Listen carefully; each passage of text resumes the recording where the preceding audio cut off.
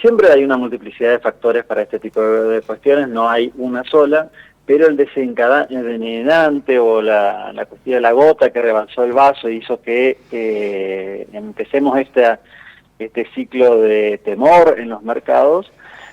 Sucedió a partir de una baja de la tasa, una suba, perdón, de la tasa de interés de Japón, del Banco Central de Japón, que hace muchísimo tiempo no lo hacía. Y esto, uno diría, bueno, como cuando sube la tasa de interés, afecta el nivel de actividad de ese lugar, ¿no? Pero teniendo en cuenta de que los mercados están totalmente integrados a nivel mundial, con la mayor parte de ellos, esto empezó a generar una cantidad de repercusiones y consecuencias alrededor del mundo. De hecho, lo que sucedía es que muchos inversores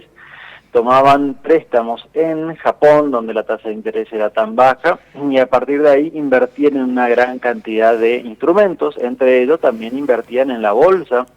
de Estados Unidos o en distintas bolsas del mundo, ya que con esto se apalancaban, dicen los bolseros, los que se dedican a la bolsa, se utilizaban estos recursos para invertirlo, y esto generó o fortalecía esa tendencia de crecimiento muy fuerte de las acciones, sobre todo tecnológicas, tanto en Japón como en el resto del mundo. Cuando sube la tasa de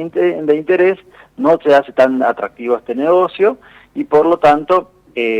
muchos empiezan a vender también esas acciones, y ahí es lo que vemos el primer dato, que es lo que aparentemente desencadenaría todo, la noticia que alertó a todos, que cayó fuertemente la bolsa de Japón, con una caída de más del 12%, que tal vez para nosotros en Argentina no sea tan grave, no estemos acostumbrados a esos valores, incluso mayores, pero en Japón es algo realmente muy, pero muy importante, muy, pero muy grande esa caída. De hecho, tenemos que ir hasta aproximadamente la década de los 80 para poder pensar en caídas tan importantes como esta. Y Pero, esto generó Gerardo, pánico en todo el sí, mundo. Las bolsas están integradas. Cuando los operadores de las bolsas europeas y de Estados Unidos se despertaron el lunes o empezaron a operar en el pre-market, antes de la apertura del mercado, y después cuando abrieron cada una de estas bolsas, siguiendo la tendencia de Japón, vendiendo como consecuencia de este ciclo de temor. Normalmente las bolsas o los mercados trabajan con dos tendencias. Uno es el temor o el miedo, y otra es la avaricia o las ganas de ganar dinero. En este momento,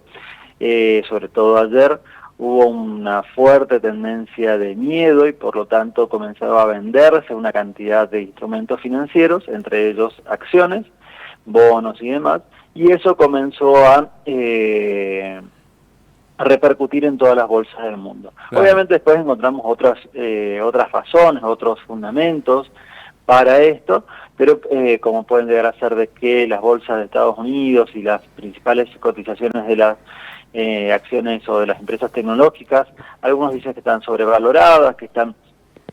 ya muy por encima de sus valores técnicos o los valores que contablemente deberían tener. Otros hablan acerca de la posibilidad de una recesión en algunos países, como Estados Unidos y demás, pero más allá de eso, lo que desencadenó todo fue esta fuerte caída en Japón, y a partir de ahí todos comenzaron a actuar en consecuencia de esa caída. Sí vamos a tener impacto, o sea, esto es inevitable que vamos a tener algún impacto,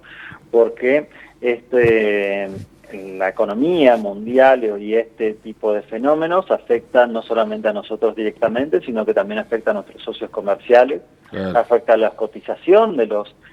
precios de los commodities o de los productos que exportamos. Hay varios países que están comenzando a devaluar o que están pensando en devaluar a partir de esta situación.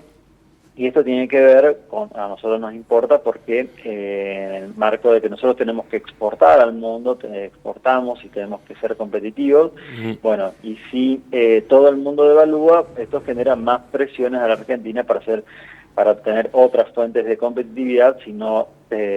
trabajamos en tipo de cambio, no modificamos la política cambiaria. O sea, vamos a ser afectados. Creo que estos canales de todas maneras van a llegar recién dentro de un par de semanas. Lo que vamos a ver en lo que resta del año es la necesidad del gobierno nacional o de nuestro país en general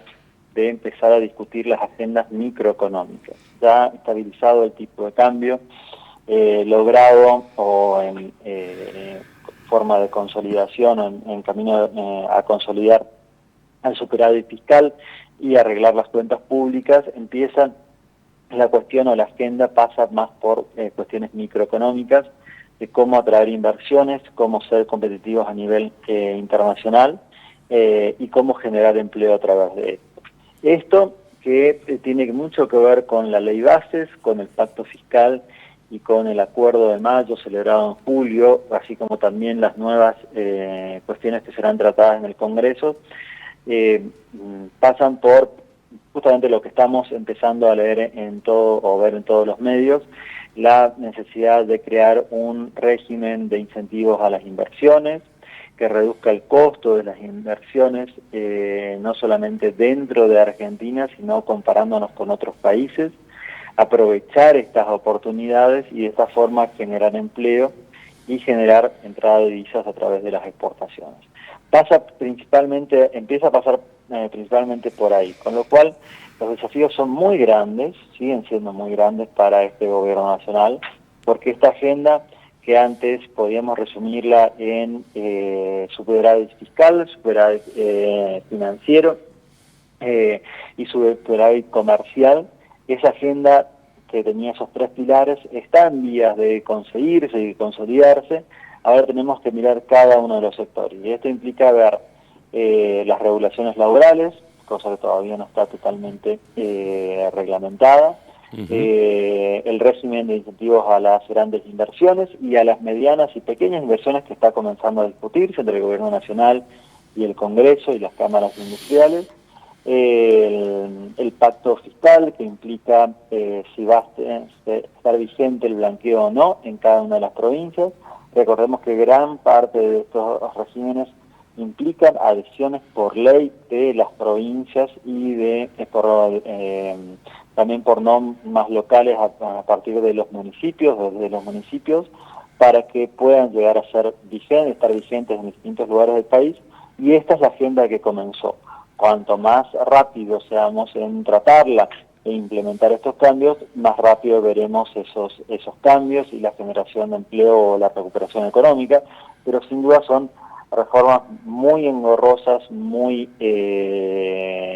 puntuales, muy puntillosas en cuanto a que hay que sacarle punta al lápiz y estudiar cada uno de los temas. Sin duda un desafío enorme que esperamos que todos los gobiernos el gobierno nacional como los provinciales y los municipales lo tomen porque es lo que necesitamos hoy, sobre todo por el lado de creación de empleo y reactivación de la actividad.